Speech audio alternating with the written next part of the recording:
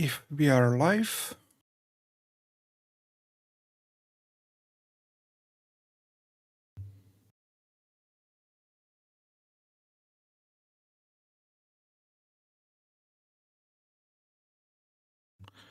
And yes, we are live. We start in at 7, so 1 minute. Let everyone in. And yeah, let me go in.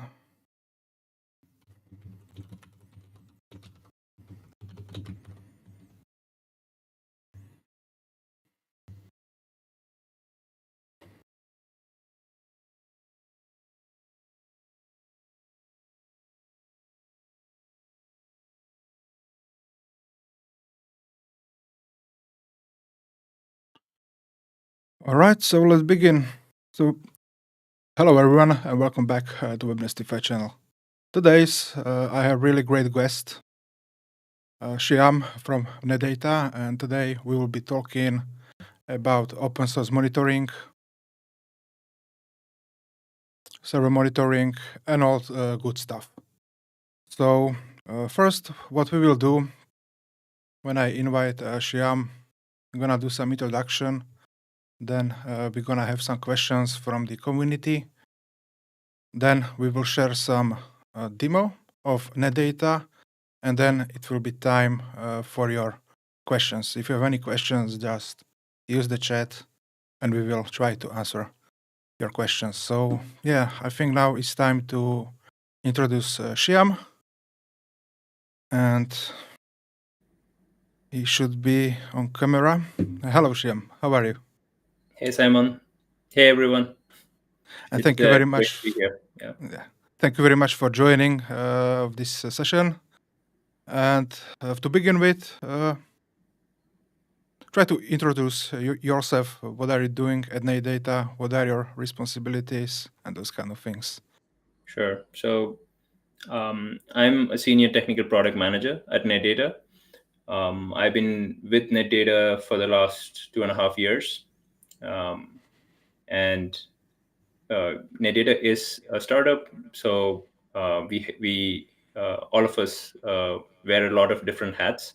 So, though I'm in the product team, I'm also involved in a lot of different things, especially related to talking to customers directly, trying to be the bridge between our customers and users and their requirements and the engineering team. So it's been a very enriching couple of years for me. Prior to Netdata, I've worked in a lot of other companies, but none of them were a primarily open source based company. So this was the main attraction for me to join Netdata. So the open source is a big deal for you personally, right? Yes. And I think, also, yeah. I think not just for in terms of what Netdata or in terms of observability and monitoring, but open source in general across all of the different domains has done a lot of good. Yeah. And what do you see as the main difference between closed source software, proprietary versus open source? So there's a lot of differences in, one of the things that I always think about is in terms of progressing human knowledge overall. And I feel that if you work in silos in closed source environments, you might be doing great work, but nobody else can build on that other than the people within that company. So you're reducing the potential of the work that you do. This is something that I've always thought about, even in the past when I've worked at some of these companies, and for example, filed a few patents. Right, so it's great. There's a patent to your name. You've invented something new, but then nobody else is allowed to use that because now the company owns the patent. Comparing that to the open source world, it's if you create something great and put it out there, Yep. You're letting a whole community of people who you never know, who you might never meet, to kind of build on that, make better things. In general, it makes the world a better place, is what I feel. Yeah, exactly, and I agree. But the problem with open source that many projects just die very, very quickly because they are not funded. Yeah. So The thing, the problem that I see is that lots of people think that open source means free. They can use it for free, so it is free. But open source is not free for the people who are building it, maintaining it, keeping it running. So it's always a battle, right? So I always recommend to people that if there are an open source software that they use that they like, then they should. Sometimes they might not be able to pay for the paid version themselves, but they can always recommend it to their businesses, to their companies, to their friends, whoever, because all those, the word of mouth really helps open Yeah. source companies. Yeah, of course. And when people creating tutorial share it, sponsor it, because some projects have also like premium features that you can add on top of it, which in my eyes is very great model. And how Yeah, to keep open source software alive to get yeah, some premium features for business use case. yeah. And the thing with the open source community, that sometimes I do not like or do not enjoy, is that people get very uh, what's the word, like people get very pedantic about open source, that it has to be done in a particular way, everything else is against open source philosophy, without sometimes thinking about the people behind the projects. So for example, Netdata is at least a startup, a company. We've got some funding, but there are cases where there are very popular libraries who everybody's using, and it's like one person behind it, and that person has another day job to look at, and Yeah. people are not keeping this in mind when they're providing feedback. Yeah, exactly. And some communities can be a little bit toxic because they expect also support from the developers, right, for free. Yeah, Which when I see sometimes those comments about the support and those kind of things is not very good. And also, just the developer can get tired of it. He can close the project, and that's it. Game over for everyone, you know. yeah, And all right then. So yeah, thank you very much for your introduction and those questions. And first, let's start from the community questions. So the first question is, what inspired the creation of Netdata, and how has the vision for the platform evolved since inception in 2013? yeah. So Netdata was started by Costa Zuausis. He's our founder and CEO of the company. So in 2013, I think Costa was working as an executive in one of the big companies in Greece, and they were actually in the middle of doing a cloud migration. Right? So they were migrating their on-prem services into cloud VMs, and um, they were facing a lot of issues around their SLOs not being hit, and their product had to do with financial transactions, which had to close within a certain number of seconds, like a couple of seconds. The transaction had to be done. So they were facing issues where they were not able to identify what was causing this issue, and this Mm-hmm. became a big kind of business problem for them. And they started using a variety of different tools which are available at that time. So they use Zabbix, they use Elastic for logs, and a lot of other tools to try and root cause this. But then they started running into these major roadblocks. So for one, most of these tools were not real time, so they were getting data every 60 seconds, every 30 seconds, which was too slow to Yeah. be able to identify the issue. And what ended up happening was Costa and his team kind of tried basically all the solutions that were available, right? Even the commercial solutions, the open source solutions, and none of it was able to root cause the problem. So Costa started building this thing on his own. Right? So he was fed up to a certain extent, and he started building this thing. And so that's how the inception of Netdata started off. He had a real problem, he couldn't fix it, and he started building it on his own. And so he was able to build something rudimentary at first, which was able to he wrote it in C, so it can be high performance and grab the metrics every second. And they were able to root cause that problem that they were facing. It was actually a problem on the hosting provider side who was providing Mm-hmm. hosting to them, and they were able to report this and get it fixed. So this got Costa thinking, and he started working on Netdata as his weekend project, right? So while he was still working in the other company, so it took many years.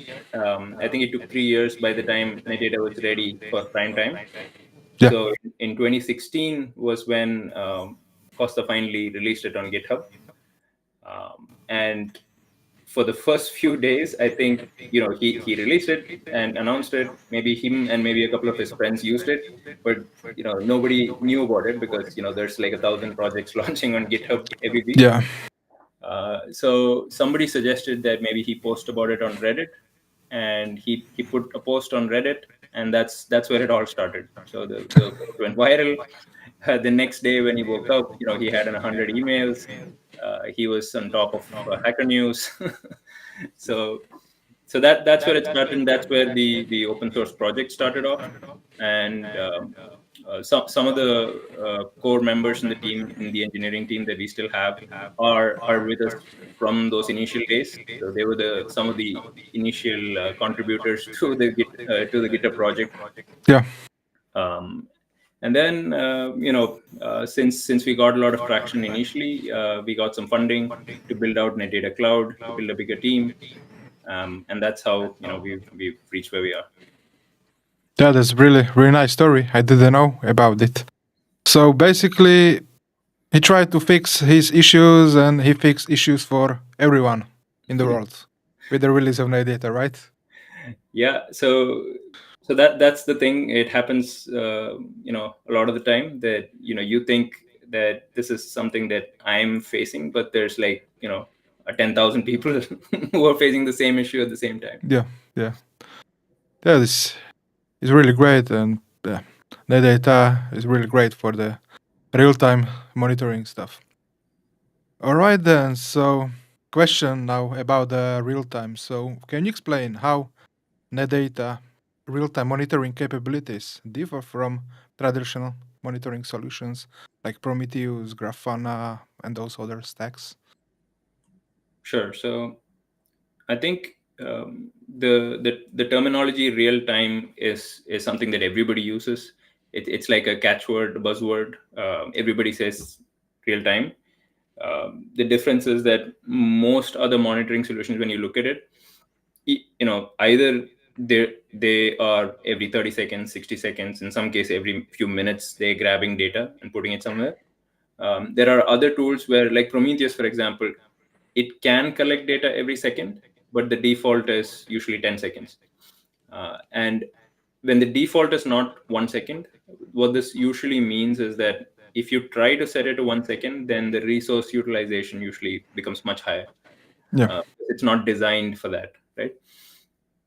And even all the closed source proprietary commercial solutions like Datadog, Dynatrace, they don't offer per second monitoring of all metrics. They usually say, here are some selected metrics which are important, which we think are important, which you can collect at a real time manner. Everything Yeah. else is not that important, so you can collect it at 30 seconds, 10 seconds, 60 seconds, right?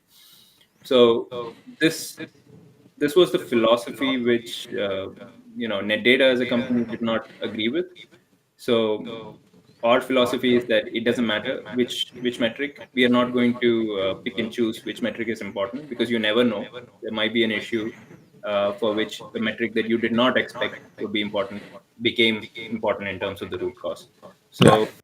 So the main difference is that all the metrics that we collect are collected per second. So when we say real time, it means that everything is per second, right? And there's this concept of high fidelity monitoring, right? So when we say high fidelity, it means two things. One, it means that all the metrics are collected every second. Yeah. And then secondly, it means that you're trying to collect as many metrics as you can, right? So if you think about it in terms of a table or a tabular data set, you're collecting every second, so you have more number of rows, Yeah. and you're collecting more metrics, so you have more number of columns, right? So overall, the amount of data that you're collecting is orders of magnitude more than some of the other solutions. I see. I see. Yeah, this is really important because in some big enterprise and some projects, every second counts, and those seconds can cost you a lot of thousands of dollars. For example, if you try to debug some critical issue, right? Yeah, yeah. So we've heard this feedback, and I'm not trying to talk down about other monitoring tools. All monitoring tools have their own advantages and disadvantages.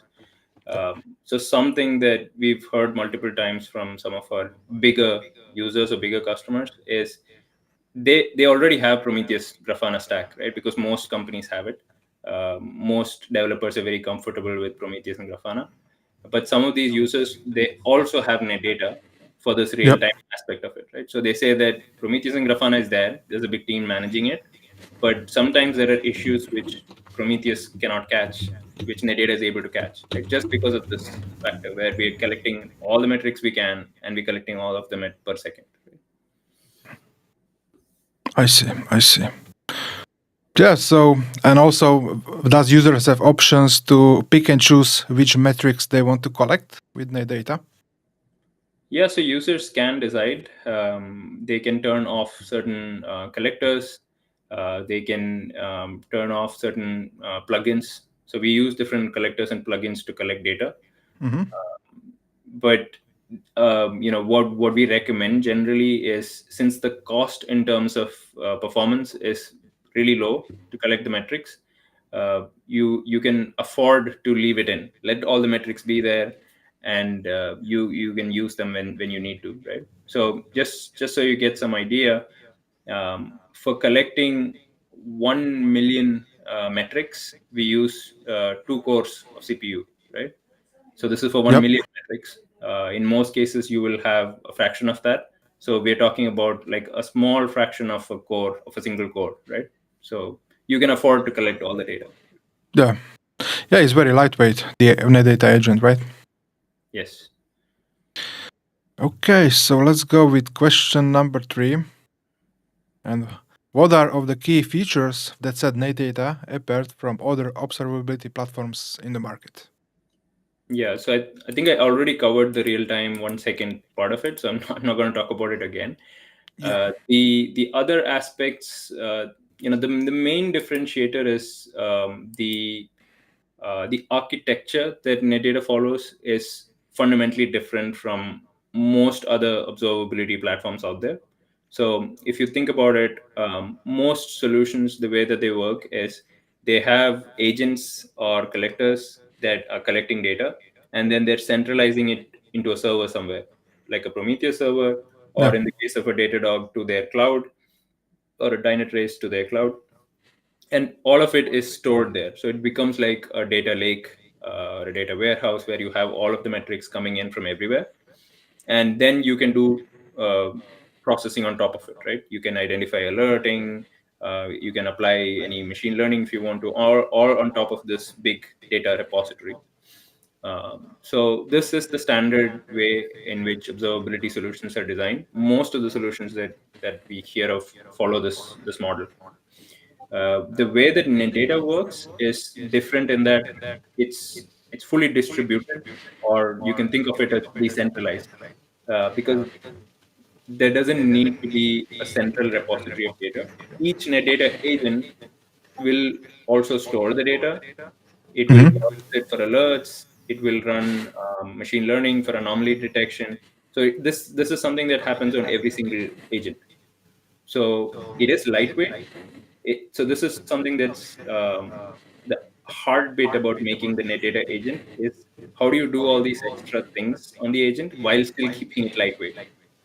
So this is something that the team spends quite a lot of time and effort on, is to ensure that every time you add a new feature like machine learning, for example, how do you do it while keeping things very lightweight? Yeah, I see. So also users have options to disable various features, add the things. So yeah, it's really, really flexible, which other platforms don't offer this kind of flexibility. Yeah, Or it is as a premium for enterprises, upsell, yeah. right? So, And you have the flexibility to set up. For example, all the agents can act independently. But you can have what we call Netdata parent agents, which are like centralization points. Hmm. So let's say that you have 10 Raspberry Pis, and then you have like one Linux server, Yeah. uh, and you want to monitor all these devices. You can say that my Raspberry Pis, I want to keep things super light. So just install the agent for collecting the metrics and streaming them to the server. And on the server, you do the storage, you do alerting, you do machine learning, everything on the server. So you have the flexibility to configure it that way. But if you have resources to spare, you could even run all of them individually, so that everybody is storing their own data and doing the processing for their own data. Yeah. So this design allows us, for example, so Netdata Cloud that we offer as our kind of paid offering, or our closed source offering. It's not like a Datadog Cloud or a Dynatrace Cloud, because we are not storing any of the data, right? So all Netdata Cloud does is, you can think of it as a hub which queries all the different agents into one dashboard. Hmm. So what it offers is really convenience, that if you want to have a single centralized view into across all of your infrastructures, and you don't need to bother about setting up centralization points or monitoring servers, you can just connect everything, and then the cloud would just be able to run a query across all these nodes, right? So the data that shows up on the dashboard is just queried in real time across all of these agents. It's not stored anywhere in the cloud. It's only stored on those systems. Yeah. And because everything is distributed, it helps us keep the costs really down, right? Because if we were actually storing everything on our cloud for all our users, that's going to cost us huge amounts of money in terms of storage and everything else, right? And also with the legal compliance for GDPR purposes and those kind of things. So Yeah. yeah, that would be nightmare. Yeah. And also the amount of data egress that would happen would be a cost that the users would need to bear if it was continuously streaming data outside somewhere, right? Yeah. And every second from each services, Yes. Yeah. that would be petabytes of data. Yeah. So this is also another reason why you don't see many of the other solutions offer 1 second monitoring. Is because they are centralizing the data, and centralizing the data every second would mean that it's too much data, right? Yeah. Yeah. I saw some platforms like doing every 5 minutes, so they're just pushing those kind of things. But yeah, 5 minutes to find problem very fast is not very good option. So this decentralized nature is a key differentiating factor for Netdata, and it also helps, like you mentioned, in terms of data privacy, because the data remains on-prem always, right? So Yeah. irrespective of whether you're using the just the standalone Netdata agent, the open source agent, or if you're using our cloud SaaS solution, or we also have an on-prem hosted version of Netdata Cloud. Irrespective of any of these offerings, the data always remains with you, and it's just being queried. So it's either being queried directly by you, or it's being queried to our cloud, which runs on AWS. Right? Yeah. All right. Here I got 4 question, which was requested. How does Netdata Autodiscovery feature work? What type of system and services can it automatically detect and monitor? Because sometimes I was reading about issues when you have custom Docker image with WordPress and databases that Netdata does not automatically basically fit into the database so we can monitor it. They need to perform some manual actions to install those collectors manually. Yeah, so that's a good question. So we try to do auto discovery as far as possible. So, for example, with databases, with let me take Postgres as an example for it.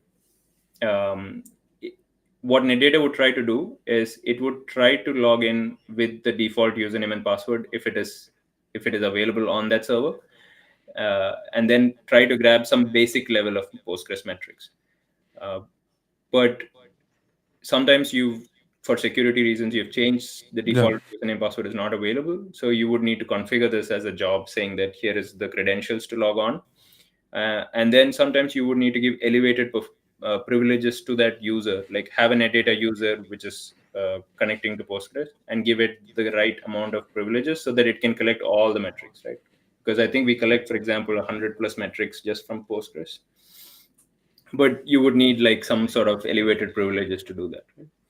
So in the past, this has been something that takes some time for users to get used to, because they need to edit the config files. They have to know the right syntax for creating the job. So very recently, what we've done is we've released a feature that we call dynamic configuration, which Hmm. allows you to do this directly from the UI, from the dashboard. You can just I can show it to you during the demo. So you can click on a button and then you can just enter it directly there. So it's not just convenience. The good thing is that if you have any syntax issues or anything like that, it'll automatically be detected by the UI. It won't let you proceed. So it will tell Yeah, you. I see. So it makes it much easier, especially for beginners to get started. And we also want to make this better going forward, because many users use infrastructure as code tools like Ansible, Terraform, other tools. So we already support them, but we want a way that it's easier for you. You can create your configuration on the UI, but then export it to different tools or maybe to like version control systems and so on. I see. That's yeah, it's looking great. And basically, the everyone wants to Netdata work for themselves, not they need to work to get Netdata work for themselves. You know. Yeah, and I Yes. want to basically give a message to the community. Like, if there are any particular application services where you think you're facing issues with auto discovery or in terms of installing Netdata on, please reach out to us. Just open something on our GitHub, and or I can share the Discord channel as well. We have lots of people there who are very active, both who are working for Netdata and from our community. So we'd be happy to help. All right, that would be great idea. Yeah, I will leave the link in the description on the stream, so yeah, anyone can join Discord, ask questions, and this kind of things. So yeah, that's really great that you have this community for the data. All right, and what about the scalability of the data?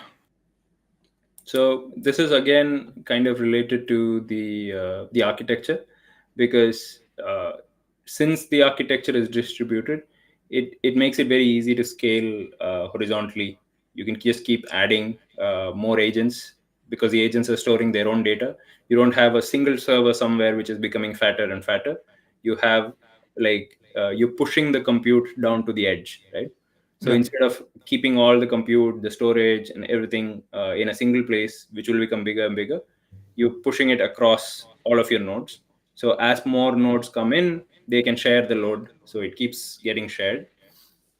So for we have customers who are running up to 10,000 nodes, sometimes even more, and it's there hasn't been any problems in terms of scale.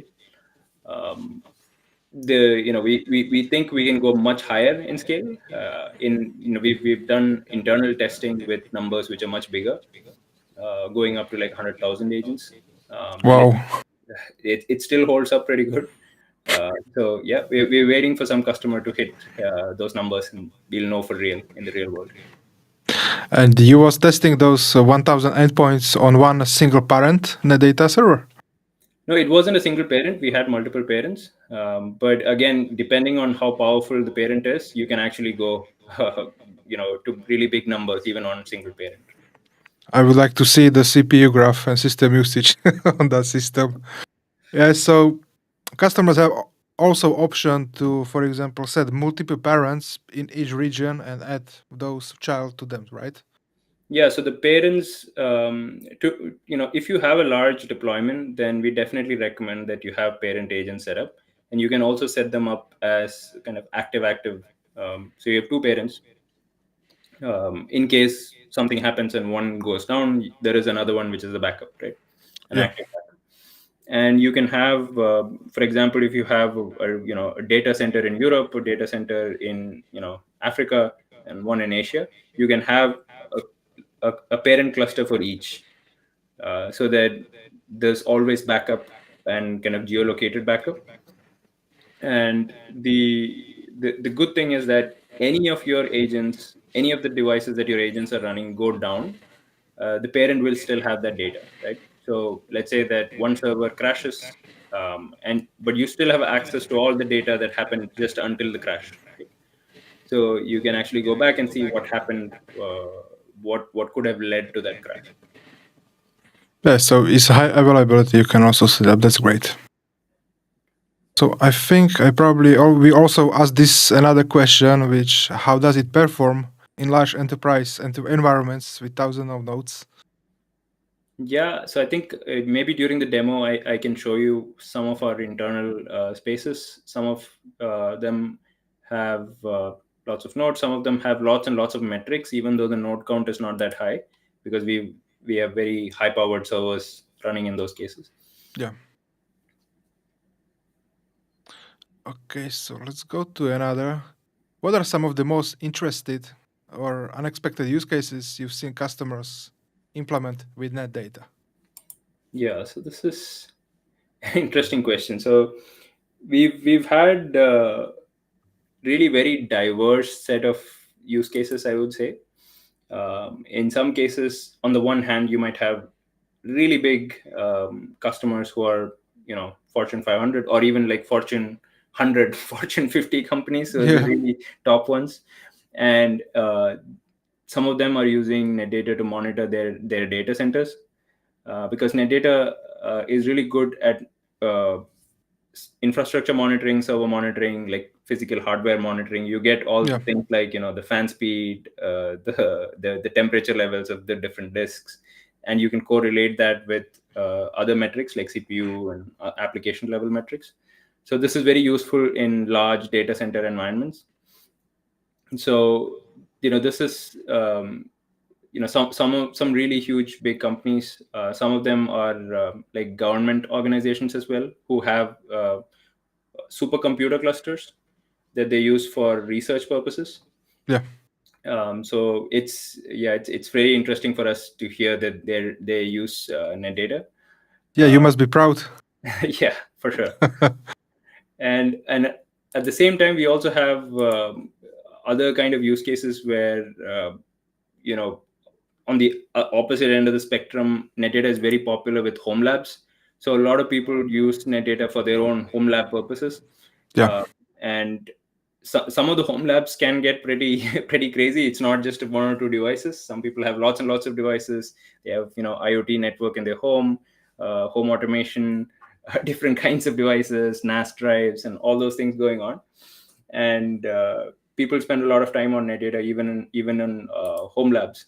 And so it's fun to see the diversity between data centers with 10,000 servers and home labs with a few devices. And supercomputers. Yeah, supercomputer clusters. Yeah. A couple of other use cases which I can think of, which are kind of interesting, is we've had customers who have IoT type use cases professionally. Yeah. So they have, um, for example, they might have IoT nodes deployed across multiple European countries for things like EV charging networks. So each EV charger would have a version of Netdata running inside it, so that they can monitor, what is the status of that particular charging station, and then all of that information is being centralized. So that's pretty. There are some pretty unique use cases like that. Yeah. Medical devices being monitored with Netdata. So some of them, it's not use cases that we would anticipate, but we get to hear about them. Yeah, I didn't really was thinking that you can monitor EV charging station with the data. And actually they store logs in those EV stations, so Yeah. So internally we've tried monitoring all kinds of things with Netdata. With like the joke goes, people try to install Doom on all kinds of devices and try to play Doom. Similarly, we try installing Netdata or just collecting metrics. In my home, for example, I have this air quality sensor, which Netdata can connect to. So Netdata shows me, like, the carbon dioxide levels, yeah, things inside my home. So it's fun. it's very interesting. And speaking of future, what do you think about the quantum computers? Would the data be able to monitor also? quantum computing? So it's interesting. There are actually a couple of big quantum computing companies in Finland where I live. So this is something that I've been thinking about to have some discussions with folks at those companies just to see what their monitoring strategy is. Right, there might be different things that we might need to take care of in terms of collectors. It might not be the standard set of metrics. But the good thing that I've seen so far is that no matter the use case, the base infrastructure level metrics, your CPU, disk, all of these things are always important, right? So one thing that we've seen a lot recently is there are a lot of AI companies, right? Yeah. So who are using, who have just started experiencing a lot of growth. There is a company you might have heard about it. It's called Grok. It's based in the US. What they do is they create custom hardware for running large language models for inference, not for training, but for using the large language models. Yeah. I So didn't hear about it. Yeah. yeah, so their hardware is specifically built for this purpose. So it can do it really fast, like 100 times faster than on an NVIDIA GPU, right? Yeah. So they were also using Netdata, even though we didn't have anything specific to their hardware, but all the basic things for any hardware were still there, right? So you could just use it. Yeah. Like a future is bright, and hope one day we will see Netdata and quantum computers together. Yeah, yeah. When you put clusters of quantum parents, that one. Yeah. Okay, let's move to another question. Can you explain Netdata's commitment to open source and how it impacts your development and the business model? Yeah. So the the way that this is structured for Netdata is that um, when you think about Netdata is basically three offerings. One is the agent. The agent is the open source component of Netdata, which is the foundation of any Netdata offering. Like without the agent, there is no Netdata, right? Yeah, And the agent is fully open source. It will always be open source. And the good thing about the agent is that you can use it as a standalone thing. You don't need the other components to use the agent.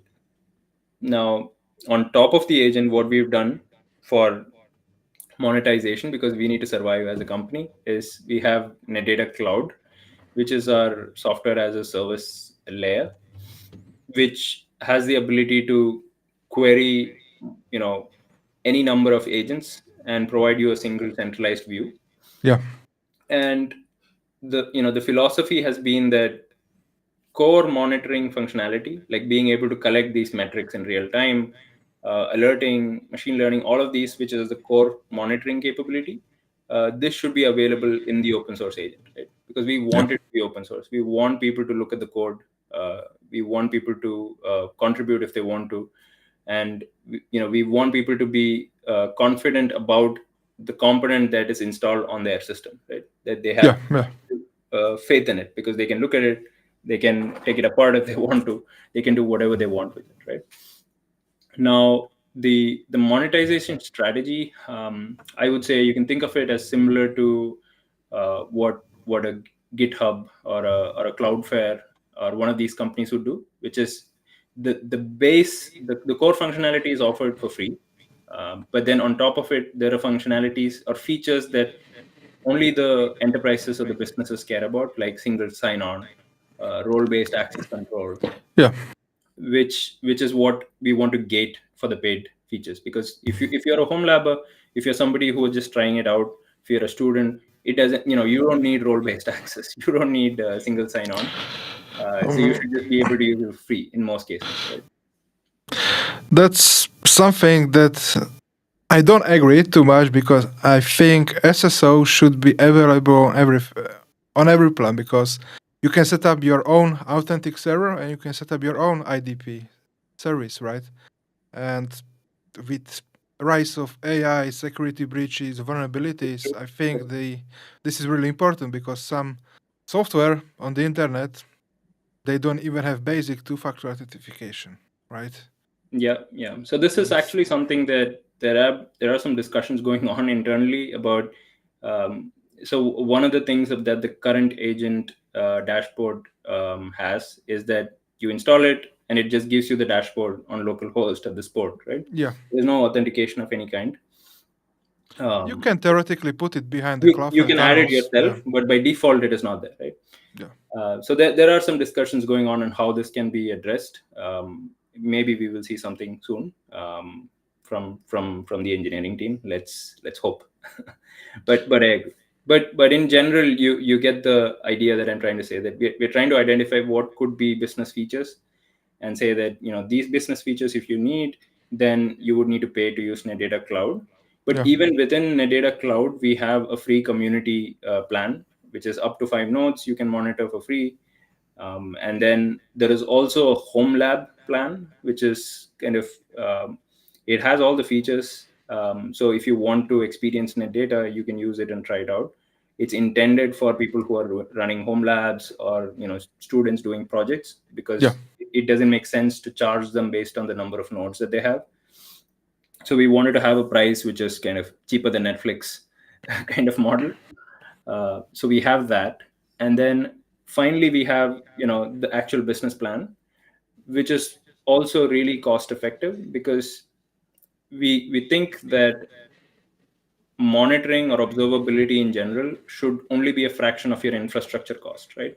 So if you have infrastructure that's worth $1 million, you shouldn't have to pay $500,000 to monitor the thing, right? yeah, indeed. Yeah, which is what is happening with some of the, the bigger companies out there. Especially when some of the big ones have sort of a monopoly on the market. They get to charge a premium. They keep increasing the price. They charge by the number of metrics. So sometimes it just adds up, right? So when a company starts with their monitoring, the costs might be low, but as they grow, it suddenly grows with it, right? Yeah, So I don't know if you've heard, but I think a year ago, though, it was all over the news, the tech news, that the company Coinbase, the crypto company, they got a bill from Datadog for like $45 million or something. Jesus. So I think what happened was Coinbase grew really fast because of the crypto boom, and their infrastructure must have grown at the same pace, and the Datadog bill grew along with it, right? Yeah, grow as you grow. Yeah. This is what happens when you get charged by the number of metrics, or the number of hours some VM is running somewhere, and then each feature has a different cost associated to it. So what we wanted to try and do was to simplify the cost model, so that there is only one variable, which is the number of nodes. It doesn't matter whether you have you know like a supercomputer, we're still going to charge you the same, right? Yeah, So those are the different kind of levels we have. At each level, we're trying to keep things as cost effective as possible, so that more people can start using it. Because one thing that we saw was that um, sometimes, because observability is really expensive, people say that we don't need it, right? We'll just go ahead without monitoring, which is never a good idea. So it happens when either monitoring is really expensive, or it's very complex, so people need lots of resources to do it, right, in terms of time. yeah, exactly. And I had also a question about the AI, and how does the AI role in machine learning and anomaly detection, how is it doing in a data? Is it good? So Is it useful? yeah, so the different ways in which we use machine learning or AI. The main core functionality is being used for anomaly detection. It's there in the agent, so the code is available if anybody wants to take a look. We've also written about it in our blog in detail on how it works. So what we do is, for each metric that you're collecting, we are training by default up to 18 small machine learning models. They're all unsupervised models. By unsupervised, it means that We are not providing any data telling it that this is anomaly. This is not anomaly. Model is Hmm. learning on its own, right? So there are multiple models because it's for each snapshot of time. Every few hours, it'll train a model. And then once all the models are trained, what happens is every time it sees new data, it would basically consult these group of models and say, what do you guys think? Is this an anomaly or not? And each of the models would give an answer saying that anomaly, not anomaly, anomaly. And then it takes an election and decides whether this was a true anomaly or not, right? Interesting. Huh. So because of this, every second for every metric value, we also have an what we call an anomaly bit, which is just a zero or a one. The zero means no anomaly, normal. One means anomaly, like abnormal. And the anomaly bits, the neat thing is that we can aggregate them together over time, for example, and say, for the last 24 hours, what was the anomaly rate, right? So the rate is kind of a aggregation of all these anomaly bits. Yeah. uh, and we can also do it across different groupings. For example, I have 100 metrics from Postgres. I can say what was the anomaly rate for Postgres overall, right? Or for this node overall, or for this cluster of nodes, right? So Yeah. it's really easy to aggregate because it's just bits. And what exactly is the anomaly? So the anomaly basically is so we're using weighted k-means models. What they do is when we train these models, it's putting the values that it gets into a cluster. You can think of kind of a 2D or a 3D cluster, and it forms like a like a like polygonal shape in space of all the values that it's coming in. So once the model is trained, when a new value comes in, it sees where this fits inside this or outside it, right? So Yeah. depending on how far away from all of the previous data points, it will say that this is not something that I've seen before, right? So this is at a very basic level how how each model would work. But then the intelligence comes from having a fleet of these models and kind of taking the aggregate view, right? Because at a individual level it might be very noisy. It might say anomaly where it's not really an anomaly for the user. But when you have a fleet of them and you're taking this sort of election view of it, you start getting better and better results. Yeah. I also question with this AI, where is the data for those and the training model for this language model? It is stored on Netdata servers, or you can also have So option to deploy your own and train your own. so all of the anomaly detection models are all running locally on the agent. Hmm. So there's nothing on the server. It's all you can decide how many of these models are being trained. For example, I said 18, but you can configure it and say I want 10 or I want 40 or I just want 4, right? You can change that. You can change the duration, so how long it takes to train a model. There are lots of variables. Yep. We've done some testing which shows what works generally best, but again it might depend on everybody's different deployment, right? So you might have a deployment which is very noisy, which has a different kind of data patterns.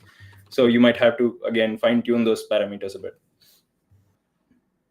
Yeah. Now, Exactly. this is about all of the anomaly detection models. We also do some other components with using AI. So we have the Netdata Assistant that you might have heard about. So what we did was we for all of the alerts that Netdata ships with. So Netdata comes with a few hundred alerts with pre-configured thresholds. Yeah. And these alerts have been built with help from the community, right? So the community has provided information that these are the right thresholds for these services, for these applications, because of course we are not the experts in all of those applications. So we also had from the community, from experts, from subject matter experts, here are how to troubleshoot an alert when you see it, right? For all of these alerts. So what we did was we took all of this information and then we combined it with documentation from not just Netdata, but for example, Postgres or Redis or Nginx. And we kind of fine tuned a model, a large language model on this data.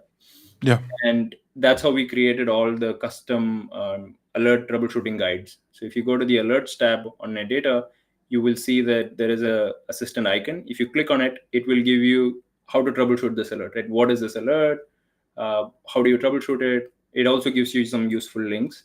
So this is not live AI. You're not interacting with it in live, but we used I it see. to kind of train these things and put it in, right? I see. So yeah, it's very helpful for new users getting into the monitoring, so they can read everything about this particular issue, right, and those kind of things. Yeah, I think for new people who are new to DevOps and development in general, it's pretty good because you get to learn a lot. There's just information about for something like system load, right? Like what does it mean when you say system load is high? Because it's not just CPU; it might be a combination of different things. Yeah. All right, and we are also getting end of our community questions. So, can you share some insights into the Netdata's roadmap? What you're planning in the future? Sure. So there's a lot of stuff being planned. I think I can speak about some of the things that are coming pretty soon. So one of the things which a lot of people in the community have asked for is native Windows agent. So there is a way that you can monitor Windows machines today using Netdata, but it uses the Prometheus exporter, the Windows exporter, third-party Mm-hmm. tool. But the team has now developed a native Windows agent. So you can it's just like the Linux agent. You install it, it runs on your thing, and then you get the local dashboard. You get all of the things that you get with the Linux agent. And we're hoping that we can expand on it. So even things like Windows event logs or any data that you get on Windows, we will be able to show in Netdata. Yeah. So this should be coming later this month. Yeah, I can't wait for the Windows agent because I myself have some issues to setting up my Windows machines. But yeah, Yeah, we've heard that a lot. So this is definitely high priority for us. So it's coming soon. And the other thing that we've heard a lot of feedback from is the SNMP collector. So again, this is something that existed in Netdata for a long time, but it was not the best experience in terms of setting it up and configuring it. yeah, So we've updated it now. It's available in the nightly that it automatically discovers all of the different SNMP metrics. You don't have to manually do any configuration.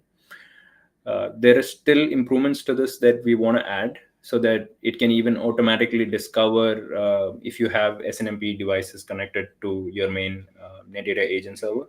yeah. So this is also something that should be available by the end of this month. The other features I think which would be of interest are that we've added logs monitoring pretty recently to Netdata. Yeah, Um, I'm it, using it daily.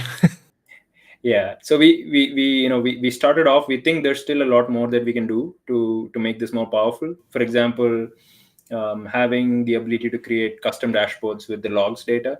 So right now it shows you like one histogram and then you see Yeah, the but what we're trying to do is allow you to create multiple charts, just like you can do in custom dashboard, but yeah. on the house, and then save it and then go to it directly.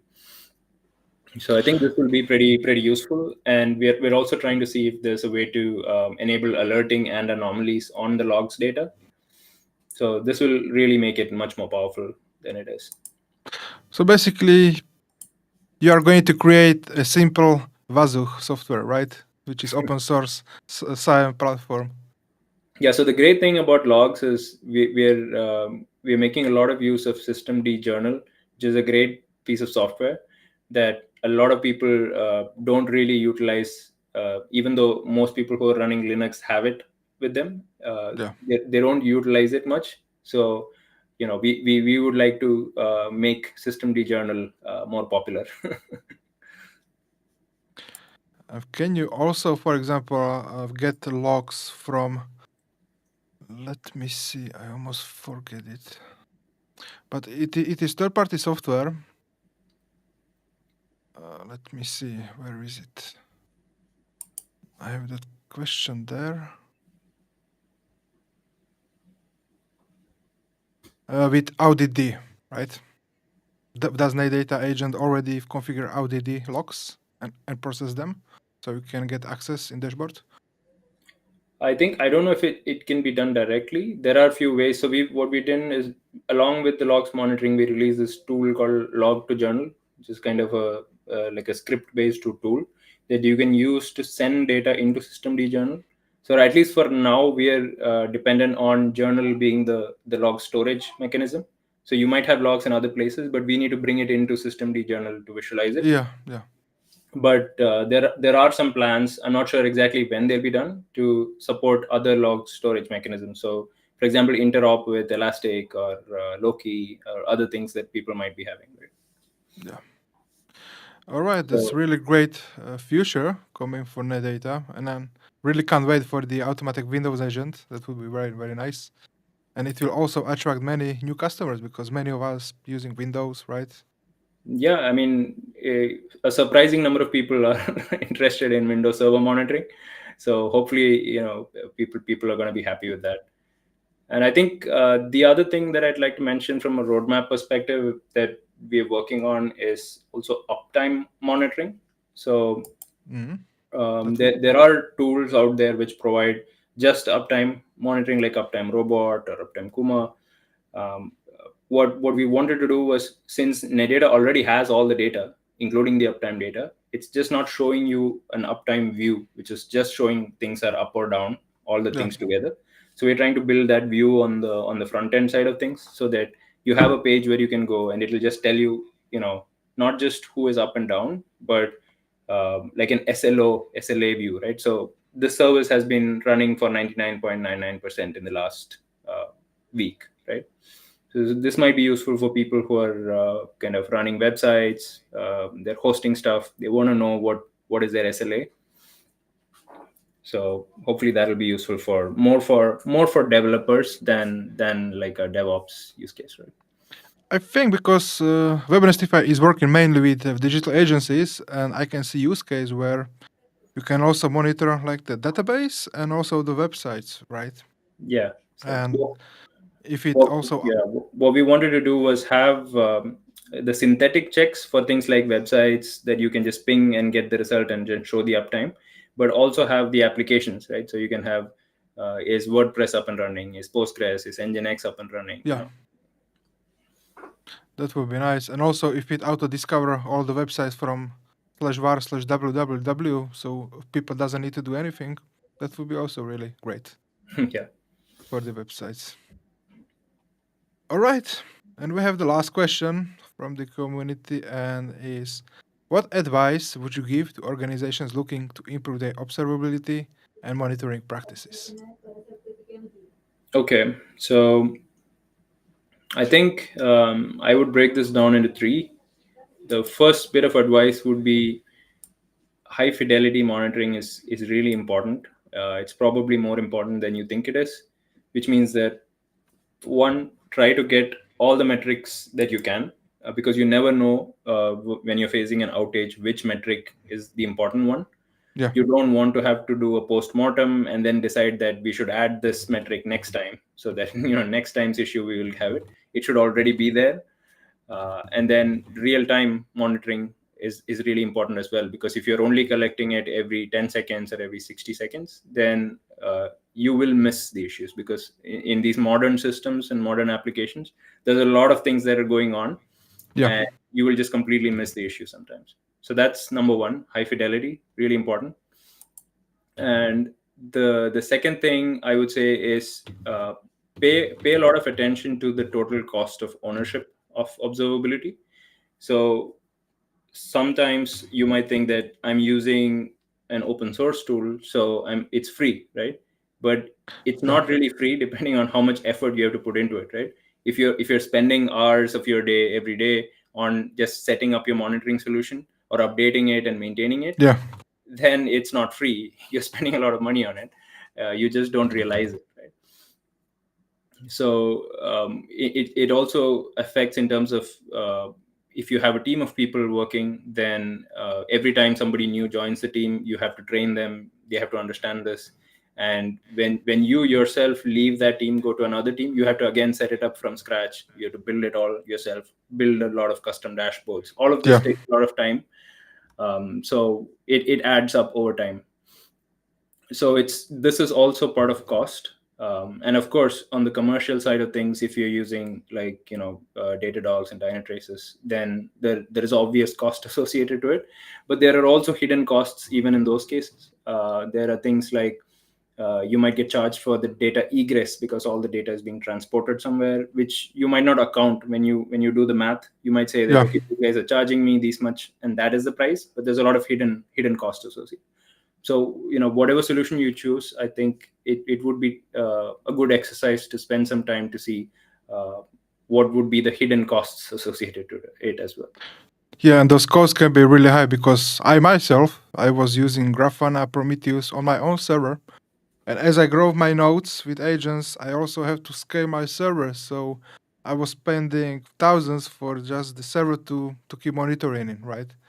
And Yeah. then I migrated to Netdata and I saved a lot of money, basically. I'm still migrating some things to Netdata, but it's been time saver and it's also cost saver because yeah, it's Yeah, very lightweight and the pricing is very very great. that's great to hear, because very often what happens is when you start off with something, the costs in terms of maintenance and in money might be very low, but then as you grow, it quickly adds up, right? Yeah, So and that's number two. And then number three, this is like, for me, I think it matters a lot personally, is I think that the future is decentralized. So definitely. when you're picking a solution, pay attention to the architecture of it as well, because a few years from now, you would probably see that even the big existing players are starting to kind of branch out into distributed and decentralized architectures.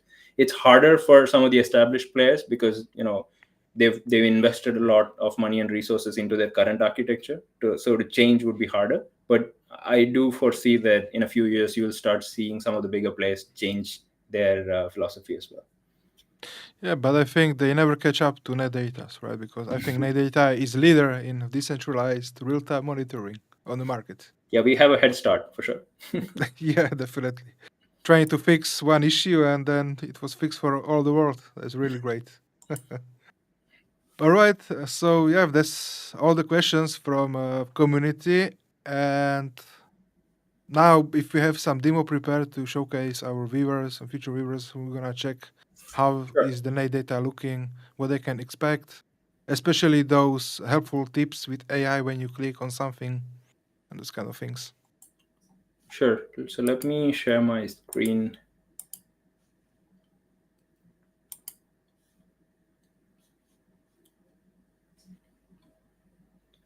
Let me switch off this. Is it working? Okay, I put your screen there, Okay. and Yeah. we should see your screen. Okay. So this is the UI that you would see after you sign up to Netdata, Yeah. before you connect anything. So it's showing you all the different systems in which you can install Netdata. So if you're on Linux, you click on Linux. You just need to copy this command and just paste it on your terminal, and it would take roughly a minute to install Netdata. So Mm-hmm. that's basically it. You can also choose other operating systems. You can choose to install it on Docker or in Kubernetes. But once you install it, your what we call a space, which is like the account, would launch, and Mm-hmm. then it would show you a view which looks like this, right? So this is one of our internal spaces. You can see that there are a total of 120 nodes that are connected here, out of which only 25 are live at the moment. The rest are offline. There are 51 million metrics being collected every second across these different nodes. Um, 51 million. so there's a lot going on here. And this is what we call the home tab. It's intended to be like a quick view just to see what's going on in your infrastructure. and you can group it by different things like status, operating system, even like cloud instance type. So here you can see that it shows how many instances are running on AWS M6A, C6A, and so on. So it's a good way to just visualize your infrastructure, and it shows you what are the most common alerts that have been happening in the last 24 hours. These alerts might not be active right now, but let's say you're coming on a Monday morning and you want to see what happened during the weekend. This gives you a quick kind of view. So this is what we call the home tab. Yeah. Then the main place is the metrics tab or the metrics explorer. So this is where you would spend most of your time on Netdata. Every single metric that Netdata is collecting would be represented here as a chart. So we organize this into different sections. So you have your system overview metrics such as CPU, disk, RAM, network, and so on. But then you have memory specific metrics, disk specific metrics, and so this view that you're seeing right now is what we call a summary dashboard. It's just showing you a real-time snapshot, like a custom dashboard.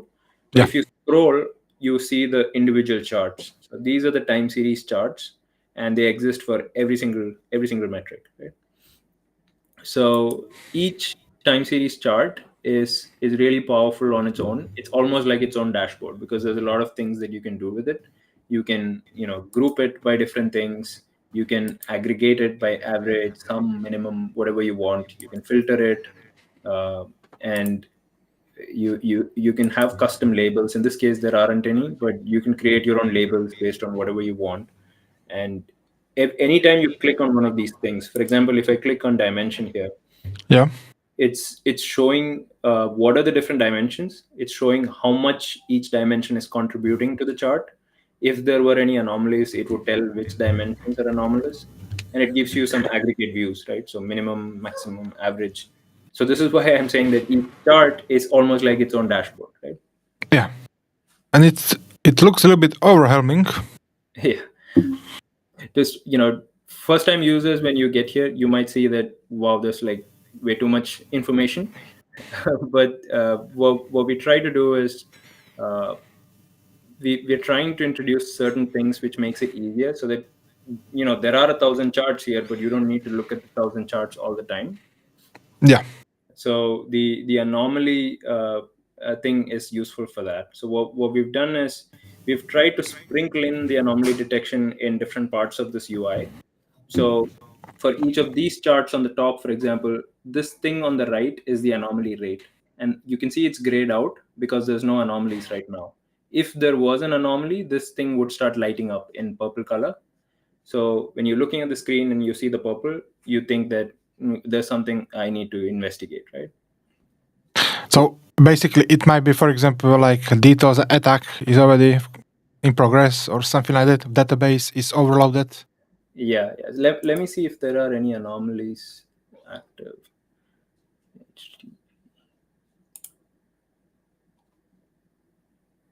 Yeah, there was an anomaly yesterday when I was looking at this, but I don't see one now. But so you can click Let's on this make one. anomaly. Yeah, you can click on this anomaly percentage button here, Yeah. and it will tell. For example, it says that AWS cluster autoscaler has some anomaly going on. So now you can see the purple color show up everywhere on these charts. So this means that some anomalies were detected, right, on some dimensions. So regular charts would look like this. There's nothing on the top. Yeah. We call this top section the anomaly ribbon. It only lights up if there are something abnormal going on, right? And So can you also exactly tell what's the issue with the anomaly, or you need to do the investigation yourself? so in some cases, like I'm not an expert on the AWS cluster autoscaler, so I'm not sure what's going on there. But in some cases, it's obvious. You would come here, put your mouse on top of it, and it would tell you what dimension or which node or which server is actually causing this, right? Yeah. So in this case, it's saying that the cluster autoscaler AWS request duration seconds count is behaving anomalously, which means that it's probably that the time taken by the AWS request is spiking. So there is a delay of some sort, right? Interesting. I And see some alerts on the top. yeah, so if you go to the alerts, this is listing all the active alerts, and this is one of our demo spaces. So we've purposefully created issues there so that alerts show up. Yeah, But you can see that there's a bunch of QoS packet drop alerts. So let's say that you see this, right? And you don't know what a QoS packet drop alert is. So what do you do about it, right? So this is where the Netdata assistant that I talked about earlier comes in handy. yeah, So you click on this, and it opens up this like custom guide. So it tells you what this means, right? So when is this alert triggered? What does packet drops mean in this context? How to troubleshoot the alerts? And it also gives some useful kind of links that might be good for reading up on this issue. yeah.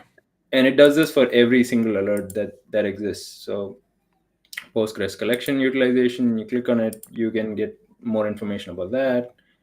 So this is about CPU steal. And if you want to dive deeper into this, for example, you click on this, it opens up the chart itself and says when exactly the alert was triggered, Yeah, and you can read more about this. So one thing that you can do is understand more about the alert and troubleshoot it. But let's say that you say QoS packet drops is not important for me. It's always going to get triggered on the system. You can silence it, right? You can say, don't notify me about this alert in the future, yeah. or you can edit it again directly from here. You can just click on this button and edit the threshold so that you change the threshold and it changes, right? So there's So flexibility. yeah, so what we're trying to do is have that ability to do that from different places. You can even create the alert directly from the chart by clicking on this bell icon. You can say add alert, and it will take you to the alerts UI, and you can create the alert from here. I see. And this documentation for all the alerts and the info was written manually. Yeah, so the troubleshooting documentation is, like I said, we had all the information from the community and from the documentation. We did use AI to kind of create the guides themselves, right? Because there Yeah, were hundreds of them.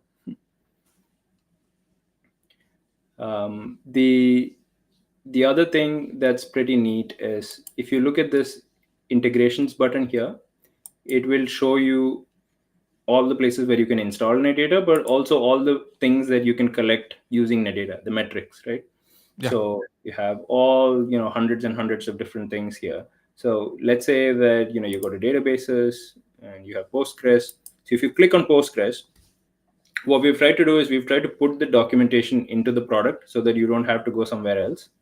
It tells how this plugin works. If you go to metrics, it tells you all the metrics that are being collected, the different dimensions, units, all of that. If you go to alerts, it tells what alerts Netdata is shipping with. Netdata already has like these 15 alerts or something for Postgres, right?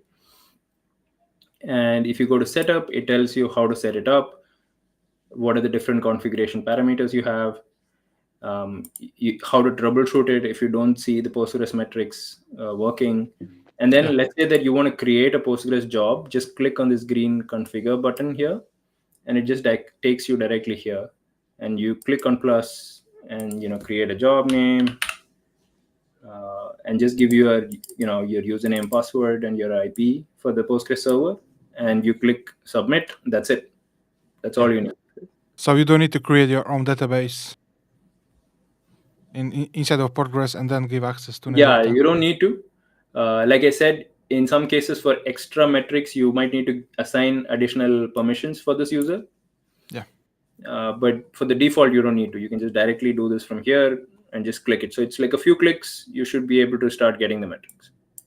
yeah, that's really, really convenient.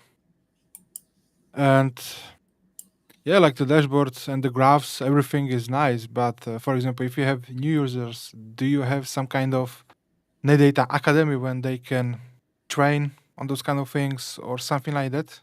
Yeah, so we're actually working on what we call Netdata Academy, and we want to help new users not just with Netdata specific stuff, but kind of in general with things related to observability, monitoring, because there are a lot of kind of technologies and jargon that get thrown around that not everybody understands, like what is eBPF monitoring.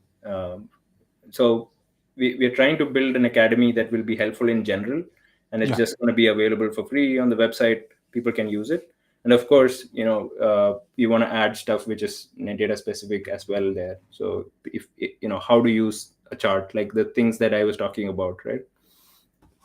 So there is a lot of content to be built, for sure. It is a challenge. We're also hoping that people from the community can get involved in some way, for creating videos and things like this in the future. Yeah. That's great. And is there anything else you would like to showcase in Netdata dashboard? Yeah, just maybe a couple of things quickly. So we have the logs functionality here. So Netdata is pulling in logs from these different nodes. It visualizes them on top. It shows you the logs in the raw format below, and you can decide what to put here by choosing from the source. And like I said earlier, we're going to make this much more powerful. Yeah. But this exists already. And then we have this tab called top. So the idea behind this is, you can there might be certain commands which you run on your machine to get some data. So you can now do it using Netdata without having to SSH into different systems and grab this. So this is showing you the output of top command. Hmm. But you have a lot of other commands, like ntop or sockets related, network interface related, and Netdata would automatically grab that data and then show you the data, but then also visualize it, right? So it's easier to understand.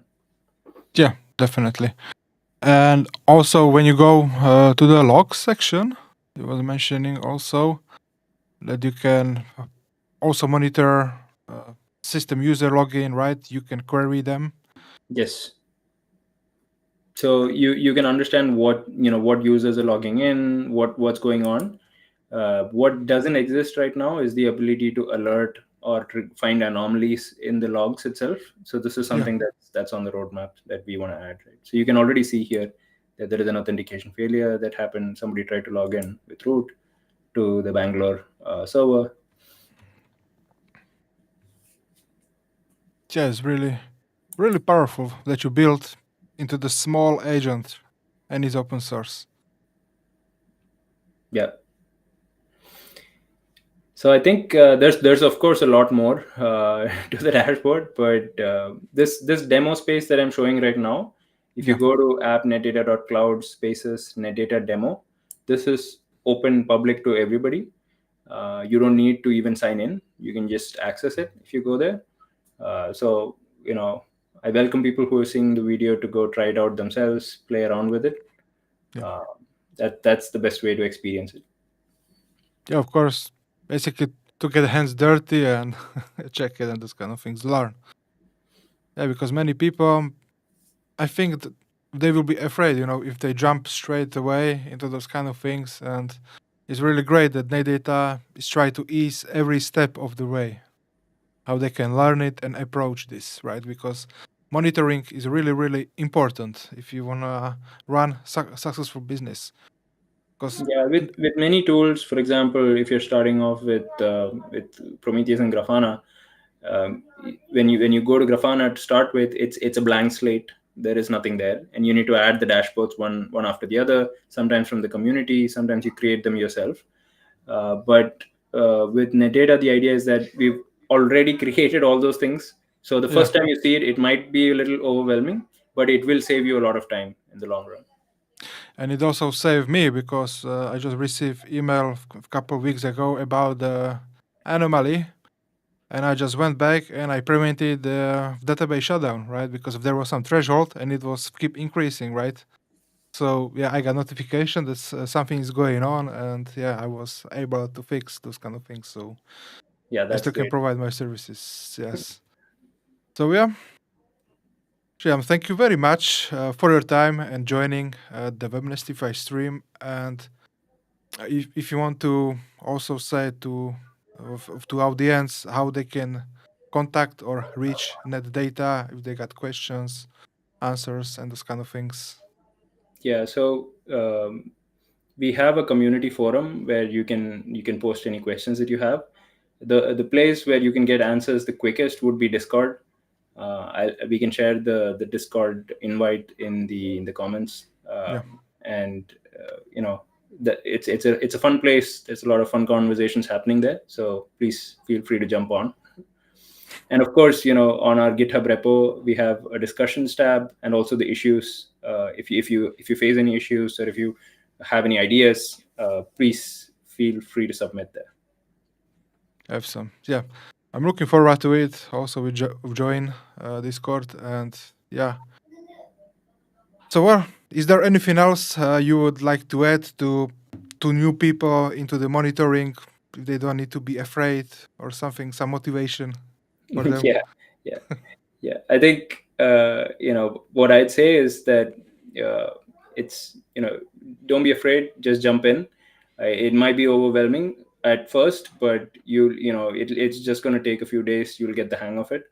At least with Netdata, we've tried to put most of the information inside somewhere. So if you click on the information icon, it will tell you about the metrics. So you can learn as you go.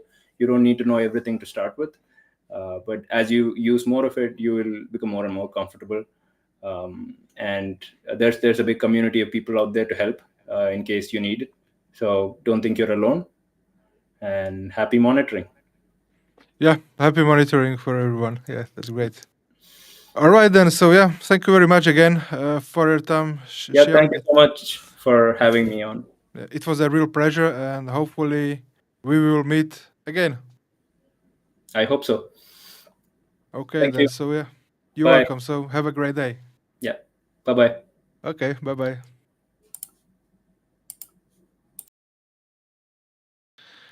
All right then. So the stream is basically over, and yeah, as you heard, if you have any questions, you can join the Netdata Discord.